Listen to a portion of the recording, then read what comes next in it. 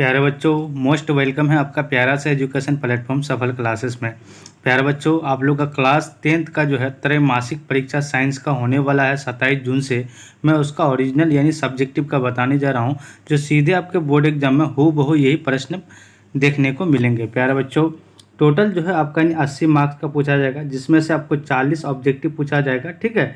और है ना, 40 नंबर का आपका ऑब्जेक्टिव पूछा जाएगा और 40 नंबर का सब्जेक्टिव। तो 40 नंबर का जो ऑब्जेक्टिव है, मैं वीडियो अपलोड कर दिया हूँ, आप लोग जाकर के देख सकते हैं। और अभी जो है प्यारे बच्चों, मैं 40 नंबर का सब्जेक्टिव बताने जा रहा हूँ। पूरा रियल प्रश्न पत्र है और सब्जेक्ट कोड जो रहेगा 112 रहेगा, ठीक है। और समय जो रहेगा 2 घंटा 15 मिनट का रहेगा। चलिए प्यारे बच्चों, हम लोग क्वेश्चन को है ना आगाज़ करते हैं, यानी शुरू करते हैं। देखिए, आपका इसी तरह क्वेश्चन रहेगा, ठीक है। कह रहा है कि नाभिकीय विखंडन क्या है। तो प्यारे बच्चों, आपको लिखना है नाभिकीय विखंडन परमाणु विखंडन यानी रेडियोधर्मी 6 प्रक्रिया एक ऐसी प्रक्रिया है जिसमें भारी परमाणु का नाभिक 2 या उससे ज़्यादा हल्के नाभिकों में टूट जाता है, ठीक है। जब कोई न्यूट्रॉन भारी और अस्थिर परमाणु से टकराता है तो परमाणु 2 हल्के परमाणुओं में बढ़ जाता है, ठीक है। इस यानी प्रक्रिया में बड़ी मात्रा में ऊर्जा और नए परमाणुओं का विखंडन लगातार जारी रहता है।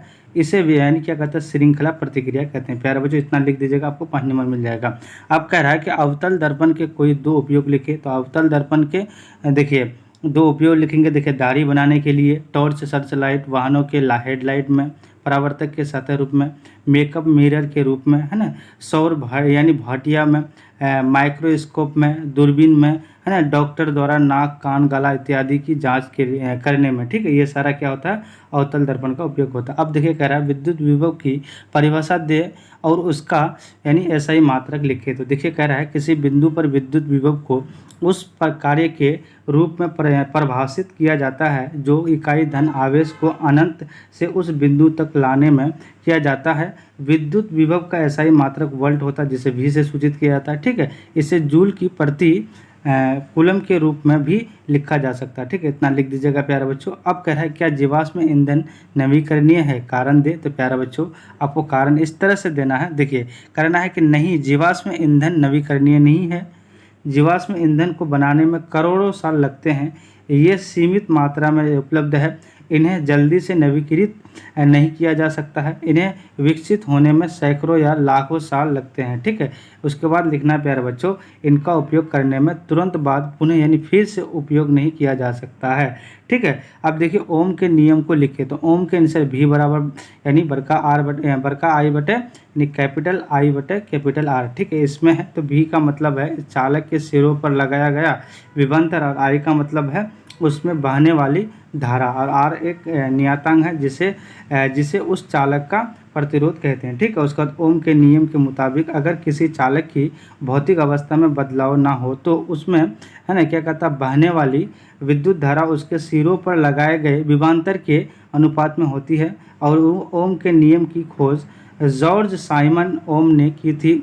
ओम के नियम का इस्तेमाल विद्युत परिपथों का वर्णन करने में किया जाता है, ठीक है। उसके बाद अब देखिए प्यारे बच्चों, क्वेश्चन नंबर 6 का जवाब देना है। दृष्टि दोष क्या है, ये कितने प्रकार के होते हैं। दृष्टि दोष आँख में होने वाली एक समस्या है जिसमें आँख है ना बहुत पास या बहुत दूर की चीज़ों को साफ नहीं देख पाती है। आमतौर पर दृष्टि दोष 3 प्रकार के होते हैं। निकट दृष्टि दोष यानी माइफोपिया, दूर दृष्टि दोष यानी जिसको बोलता है हाइपरमेट्रोपिया, जरा दृष्टि दोष, ठीक है। इस तरह से आप लिख दीजिएगा, आपको 100% मार्क्स मिल जाएगा। अब देखिए क्वेश्चन नंबर 7 कह रहा है प्रत्यावर्ती धारा और दिष्ट धारा में अंतर बताया। तो लिखिए, प्रत्यावर्ती धारा और दिष्ट धारा में निम्न अंतर। प्रत्यावर्ती धारा का मान प्रत्यावर्ती होता है, जबकि दिष्ट धारा का मान चर या अचर दोनों ही हो सकता है, ठीक है। अब यह प्रत्यावर्ती धारा की दिशा आवर्त रूप से बदलती है, जबकि दिष्ट धारा की दिशा एक ही होती है, ठीक है। प्रत्यावर्ती धारा जनरेटर यानी अल्टरनेटर से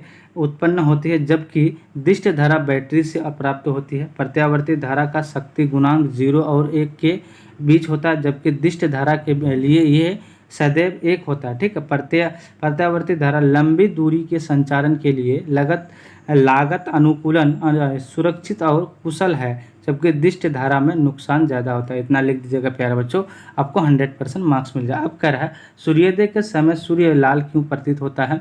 तो आप देखिए, लिखना है सूर्योदय के समय सूर्य लाल दिखाई देता है क्योंकि इस दौरान सूर्य की किरणें को वायुमंडल में अधिक दूर तय करनी पड़ती है। इस दौरान वायुमंडल के कणों द्वारा नीली और हरी किरणें ज़्यादा परिकिरणित हो जाती है, जबकि लाल और नारंगी किरणें कम परिकिरणित होती है और हमारे आँख तक पहुँचती है ना। इसी वजह से कार्य यानी सूर्य लाल दिखाई देता है। ठीक है, इतना लिख दीजिएगा प्यारे बच्चों। अब देखिए रसायन शास्त्र का भूमिगत जल के किन्हीं 2 लाभों का उल्लेख करें, तो ये आंसर देना है। भूमिगत जल के 2 लाभ ये है, भूमिगत जल कुआं, नलकूपों और क्या है आपका थोड़ा सा है ना जल स्रोतों से मिलता है। इसका इस्तेमाल पीने के पानी, सिंचाई और उद्योग में किया जाता है। भूमिगत जल पेड़ पौधे और फसलों को उगाने के लिए ज़रूरी नमी बनाए रखता है। ये नदियों और झील में भी यानी पानी की आपूर्ति करता है। ठीक है, भूमिगत जल यानी मनुष्यों और जानवरों से दूषित नहीं होता है। भूमिगत जल वाष्पीकृत नहीं होता है। ठीक है, इतना लिख दीजिएगा।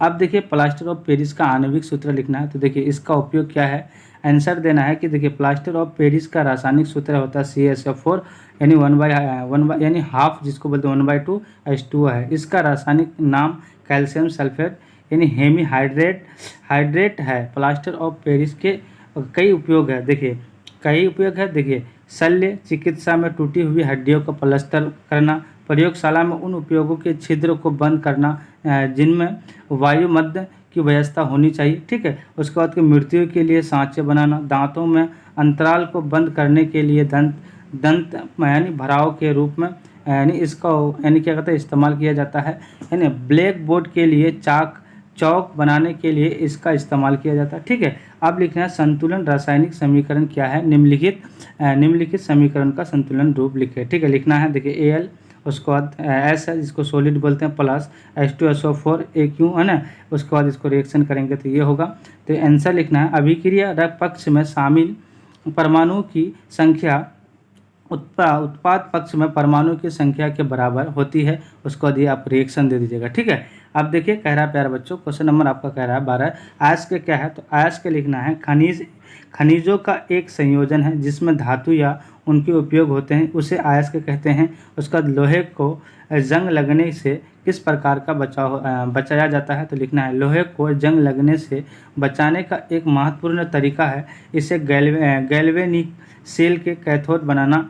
इस प्रक्रिया को कैथोडिक सुरक्षा के रूप में जाना जाता है। इसका उपयोग केवल लोहे के लिए ही नहीं बल्कि धातुओं के लिए भी किया जा सकता है। इस प्रकार में लोहे को मैग्नीशियम या जिंक जैसी अधिक सक्रिय धातु से जोड़ा जाता है। ठीक है, इतना लिख दीजिएगा प्यारे बच्चों।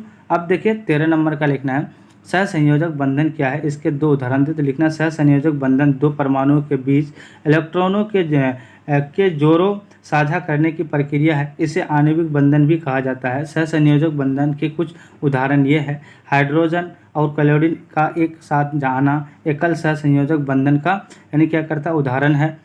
2 ऑक्सीजन परमाणु ऑक्सीजन का एक अणु बनाने के लिए एक साथ आते हैं तो हम इसे दोहरा सहसंयोजक बंधन कहते हैं। 2 हाइड्रोजन परमाणु भी एक साथ मिलकर एकल सहसंयोजक बंधन बनाते हैं। नाइट्रोजन के एक अणु में साझा किए गए 3 जोड़े को ट्रिपल सहसंयोजक बंधन कहा जाता है। ठीक है, उसके बाद आप लिखना रक्त का द्विगुण परिवहन क्या है, तो लिखना है कि जब रक्त हृदय से होकर 2 बार गुजरता है तो इसे रक्त का द्विगुण परिवहन कहते हैं। अब कहते हैं एक प्रारूपी पुष्प के सहायक अंगों का वर्णन करें, तो लिखना प्रारूपी पुष्प के सहायक अंग ये है यानी बाह्यदल पंखुड़ियाँ, ये दोनों ही फूल के सहायक भाग होते हैं है ना। उसके बाद इनकी निषेचन में कोई प्रकार की सक्रिय भूमिका नहीं होती है। ये अपने आकर्षक और चमकीले रंगों से परागकणों को आकर्षित करते हैं। ठीक है, उसके बाद लिखना है कायिक जनन क्या है, तो जब किसी पौधे के कायिक भाग जैसे जड़, तना, पत्ती या कालियाँ नए पौधे का निर्माण करते हैं। इतना लिख दीजिएगा प्यारे बच्चों। अब देखिए कह रहा है कि क्वेश्चन नंबर 17 कह रहा है कि धमनी तथा शिरा में अंतर बताए, तो लिखना धमनियाँ और सिरे जिन्हें रक्त वाहिका भी कहा जाता है, मांसपेशियाँ की नलिकाएँ होती है जिनमें से आपका रक्त बहता है। धमनियाँ रक्त को हृदय से शरीर के बाकी हिस्सों तक ले जाती है। सिरे रक्त शिराएँ रक्त को आपके हृदय में वापस ढकेलती है। आपके पूरे शरीर में नसों और धमनियों को जोड़ने की एक जटिल प्रणाली है। ठीक है, इतना लिख दीजिएगा प्यारे बच्चों। अब देखिए ये आपको देखिए क्या करना है आपको। 18 नंबर का लिखा है किण्वन किस प्रकार के श्वसन है, ये कहाँ होता है, तो लिखना है किण्वन एक अवयवी श्वसन प्रक्रिया है। इसमें ऑक्सीजन की अनुपस्थिति में ऊर्जा का उत्पादन होता है। यह प्रक्रिया कोशिका द्रव में होता है। यह क्रिया खास तौर पर यीस्ट और कुछ बैक्टीरिया में होती है। इतना लिख दीजिएगा।